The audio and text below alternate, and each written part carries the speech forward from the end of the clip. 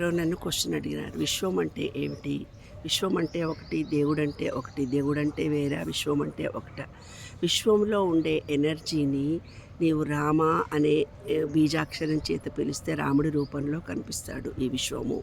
లేదు నీవు విశ్వమా అంటే విశ్వం రూపంలోనే, ఎనర్జీ రూపంలోనే కనిపిస్తుంది. కృష్ణ అంటే కృష్ణుడి రూపంలోనే కనిపిస్తుంది.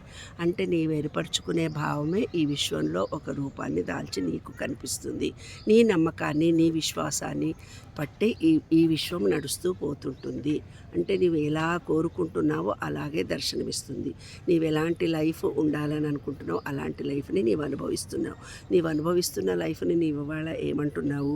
అయ్యో నేను అంత మంచివాడిని, ఇంత మంచివాడిని, నాకు ఎందుకు ఇలాగుంది? కాదు. నీలో మంచితనం ఉంటే మంచివాడిగానే ఉండేవాడివి కాదు. తప్పనిసరిగా నీలో మార్పు రావాలని ఈ విశ్వం కోరుకుంటుంది. కాబట్టి మంచి రూపంలో కావాలంటే శివుడి రూపంలో కనిపిస్తాడు. దత్త అంటే దత్తుడి రూపంలో కనిపిస్తాడు. కృష్ణ అంటే అమ్మ అంటే అమ్మవారి రూపం. నీవు ఏమనుకుంటే ఆ రూపంలో నిన్ను బ్లెస్ చేయడానికి ఈ విశ్వం నిరంతరం తోడుగా ఉంటుంది, మన నీడలాగా.